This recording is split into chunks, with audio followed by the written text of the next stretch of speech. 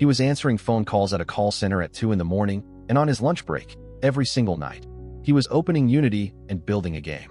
312 days later, that game was pulling $14,000 a month. No co-founder, no publisher, no funding round. Just one guy, one laptop, and a pricing decision that almost blew the whole thing up before it ever launched. This is the full breakdown.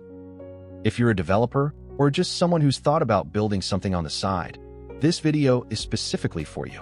Because the indie game market in 2026 is genuinely one of the most interesting places to build a solo business right now. And I don't mean that in a motivational poster way.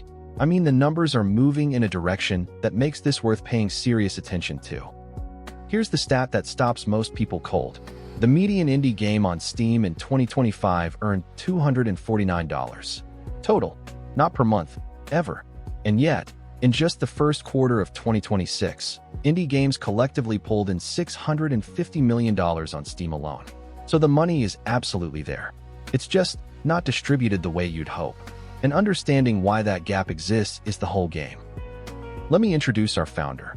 We're calling him Marcus, a composite built from real indie dev income reports, GDC data, and the indie hackers community threads that have been blowing up in 2026.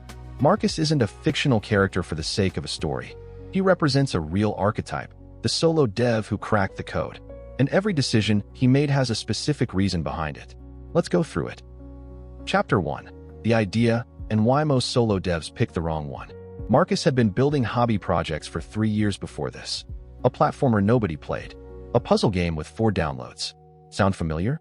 The mistake he kept making, and this is the mistake, was building games he personally wanted to play without checking whether anyone else was looking for them. That's not a passion problem. That's a market research problem. So what changed? He spent 2 weeks doing something most devs skip entirely, Steam tag research. He wasn't looking for the biggest genres, action, RPG shooter. Those are dominated by studios with 50 people and $5 million budgets. He was looking for the intersection of 3 things: high wishlist to review ratios, underserved subgenres, and games with strong community threads, but no clear leader. He found his niche in a specific style of cozy management sim. Niche enough to own, broad enough to sell. This is actually backed by what's happening across the market right now. In 2025, over 20,000 games launched on Steam, but only 600 of them crossed the 1,000 review mark. 1,000 reviews is roughly the threshold where a game starts generating meaningful organic discovery. So the question isn't, can I build a good game? The question is, can I build a game in a space where I can actually reach that threshold? Marcus engineered his answer to that question before he wrote a single line of code. Chapter 2. The build. Marcus chose Godot, not Unity, which he already knew. Specifically because Godot is free, has 0 royalties, and the export pipeline for both Steam and console is cleaner than it used to be. Here's something interesting. In 2026, a solo dev can launch a polished 2D title for under $10,000 in hard costs. AI tools have cut asset creation time by an estimated 35%, and overall development time by up to 50% for certain workflows. Marcus used AI for background art generation and sound effect variation. He did all the core mechanics himself. His total hard cost to ship, $6,200. That covered a freelance composer for the soundtrack, because audio is the one thing he refused to cut corners on, a small budget for Steam page assets, and a few months of software subscriptions. Everything else was his time. 312 days of nights and weekends, working around a full-time job. Now, I want to be honest with you here. That's a real sacrifice. This isn't a story about it being easy. It's a story about it being possible, and more importantly, about the decisions that made it work. Chapter 3. The launch strategy and the pricing mistake that almost ended everything. This is the part 1 promised you at the start. Marcus's first instinct was to price the game at $9.99. And honestly, that's what most solo devs do. It feels safe. Lower barrier to entry, right? More people will buy it. Here's the problem with that logic, and the data is pretty clear on this. The indie market in 2025 and 2026 has seen a significant shift. Successful indie games are moving toward the $29 to $39 range. The era of the $10 indie is over. Here's why that matters mathematically. At $9.99, Marcus needs roughly 1,400 sales per month to hit $14,000, and that's before Steam's 30% cut, which brings his actual take to about $6.99 per sale. so he'd need closer to 2,000 sales a month. At $24.99, with Steam's cut, he nets about $17.50 per sale. He needs 800 sales a month. That's less than half the volume for the same revenue. And in a market where discoverability is the hardest problem, volume requirements are everything. So Marcus repriced to $24.99, but he added something else. A deluxe edition at $34.99 that included the soundtrack, a digital art book, and early access to a future DLC. This is a move straight out of the modern indie playbook. The deluxe edition does two things. It raises your average revenue per buyer, and it signals quality. A game with a deluxe edition reads as a more serious product. About 32% of his buyers chose the deluxe edition. That single decision added roughly $2,000 a month to his baseline revenue. Chapter 4. How he actually got people to find the game. This is where a lot of indie dev breakdowns skip the hard part. Building the game is one thing. Getting eyes on it is a completely different skill set. Marcus ran a 3-channel approach: Steam wishlist building before launch, Reddit community seeding, and Twitter, or X, whatever we're calling it, build-in public content. Let's go through each one because the tactics are specific. Steam wishlists first. Marcus set up his Steam page 9 months before launch, not 2 weeks before, 9 months. He posted weekly GIF updates to the Steam community hub showing gameplay progress. By launch day, he had 11,000 wishlists. Here's why that number matters. Steam's algorithm heavily weights wishlist to launch conversion. A game launching with 10+ thousand wishlists gets meaningfully more algorithmic push in the first 2 weeks. Those first 2 weeks are everything. That's when the momentum either builds or dies. Reddit was his second channel, and he was smart about it. He didn't spam game promotion subreddits. Those are basically a graveyard for indie devs. Instead, he found the specific subreddits where his target players already lived. For a cozy management sim, that meant communities around games like Stardew Valley, Spiritfarer, and similar titles. He posted genuine content, dev diaries, "I made this thing, here's how it works" posts, and he engaged in those communities for months before the game existed. By the time he posted the launch announcement, people already knew his name. Twitter, the build-in public angle. Marcus documented the entire development process publicly, not polished marketing content. Actual devlogs. "I spent 6 hours on this one mechanic, and it still doesn't feel right. Here's what the game looked like 3 months ago versus today." That kind of content. It built an audience of about 4,000 followers by launch. That's not a massive number, but those 4,000 people were highly engaged. They felt invested in the game's success because they'd watched it get built, and they converted to buyers at a much higher rate than cold traffic. Launch week numbers. Day 1, 412 sales. That's roughly $6,000 in a single day after Steam's cut. By the end of week 1, he'd crossed $18,000 in gross revenue. The game hit the Steam new and trending section on day 3, which triggered a second wave of organic traffic. That algorithmic boost, which you can't buy, you can only earn, added another 800 sales in the second week alone. The wishlist conversion rate was just over 14%, which is above the industry average of around 10 to 12%. Chapter 5.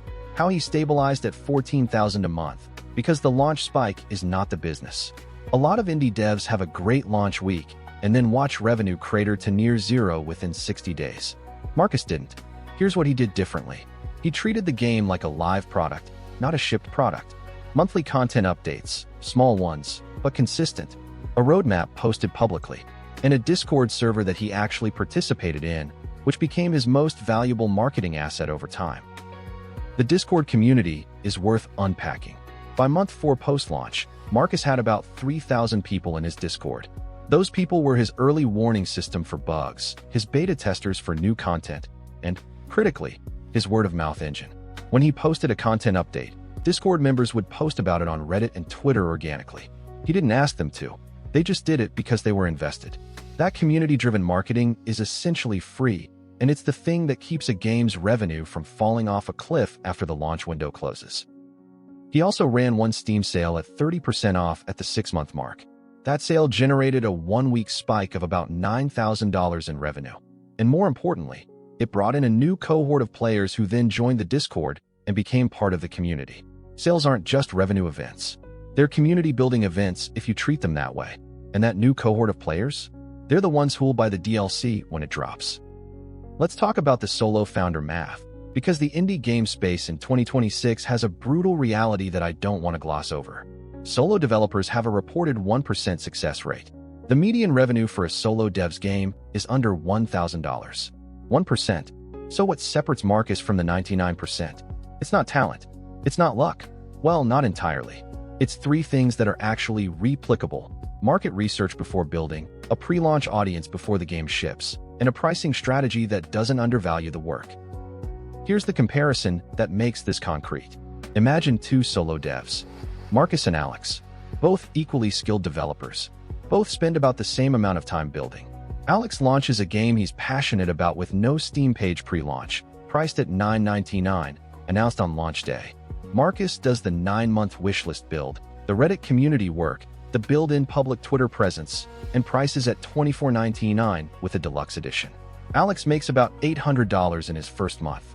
Marcus makes $31,000 in his first month and stabilizes at $14,000 ongoing. Same skill level, completely different outcomes. Chapter 6. What the broader market tells us about where this is going. The indie game sector was valued at $4.8 billion in 2025. It's projected to hit $5.5 billion in 2026 and over $10 billion by 2031. That's a 14.5% compound annual growth rate. And here's the thing. Solo developers are actually growing as a share of that market. In 2024, solo devs made up 18% of all developers. By 2025, that jumped to 21%. There are now more solo developers than there are developers at studios with over 500 employees. That's a structural shift. And the tools are genuinely getting better. In 2026, Godot is free with no royalties. AI tools are cutting asset creation time by 35% and overall dev time by up to 50% for certain workflows. The cost to launch a polished 2D indie game has dropped below $10,000 in hard costs. Compare that to 5 years ago when you needed a team, a publisher deal, or both just to ship something that looked professional. The barrier to entry has collapsed, which is why the market is flooded, but also why the opportunity is real for people who approach it strategically. There's one more thing worth mentioning about platform strategy, because it's counterintuitive. Most people assume Steam is the only path, but some solo founders are finding their biggest revenue on PlayStation. One solo founder in the real-world data reported that PlayStation accounted for 91.5% of their revenue. Steam was only 2.8%. Genre fit matters enormously by platform. Marcus's cozy management sim was a Steam-native genre. If he'd built a different type of game, the platform calculus might have looked completely different. Know your genre. Know your platform. So let's bring this home. What's the actual playbook here? Step 1. Spend 2 weeks on market research before you write a single line of code. Find the intersection of high wishlist to review ratios, underserved subgenres, and active communities with no clear leader. Step 2. Set up your Steam page the moment you have something to show, even if launch is 9 months away. Post weekly. Build the wishlist. Step 3. Pick one community platform and show up there genuinely, months before you need anything from them. Step 4. Price like your game is worth something. Don't default to $9.99 because it feels safe. Run the math. At $24.99, you need less than half the sales volume for the same revenue. Add a deluxe edition. Target 30% of buyers choosing it. Step 5. Treat launch as the beginning of the product, not the end of development. Monthly updates. A public roadmap. A Discord you actually use. These are the things that turn a launch spike into a stable monthly revenue line. That's the whole playbook. Marcus quit the call center at month 5. He didn't do it at month 1 when the launch spike hit, because he knew that spike wasn't the business yet. He waited until he had 3 consecutive months of stable revenue above $10,000. That's the discipline part. The indie game market will absolutely reward the people who build it right, but it punishes impatience faster than almost any other business model. The game is still running. He's working on a DLC, and he still hasn't hired a single person. One thing to do today, not this week, today. Go to Steam and look up 3 games in a niche you're interested in. Check their review counts, their wishlist numbers if visible, and read the community discussions. You're not looking for inspiration. You're looking for gaps. Underserved players who love a genre but can't find exactly what they want. That gap is where the next solo dev success story starts. And it might be yours. My next video breaks down how the top 5 indie games of 2025 actually got their first 1,000 reviews, the exact channels, the exact timing, and what most people copy wrong. It's worth watching before you launch anything.